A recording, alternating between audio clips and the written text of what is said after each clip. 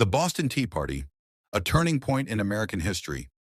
In the late 18th century, tensions between the American colonies and Great Britain were at an all-time high.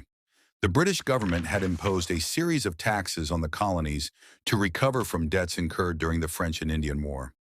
Among these taxes was the Tea Act of 1773, which allowed the British East India Company to sell tea directly to the colonies, bypassing colonial merchants and undercutting their profits. While the tea was cheaper, the colonists viewed the act as another example of taxation without representation, a principle they fiercely opposed since they had no elected representatives in the British Parliament. On December 16, 1773, a group of colonists in Boston, Massachusetts, decided to take action.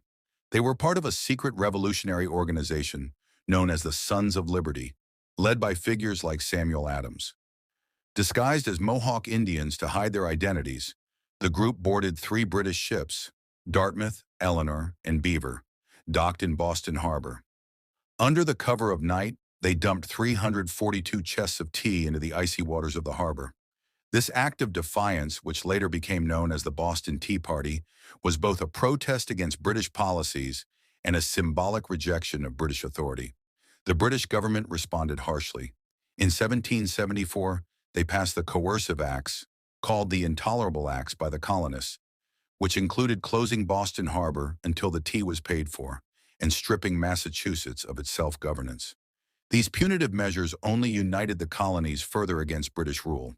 The Boston Tea Party is often seen as a critical event that galvanized the colonies and set the stage for the American Revolution. It demonstrated the power of collective action and marked the beginning of the colonies' journey toward independence, which they would officially declare just 3 years later in 1776. This historic act remains a powerful symbol of resistance against oppression and the fight for self-determination.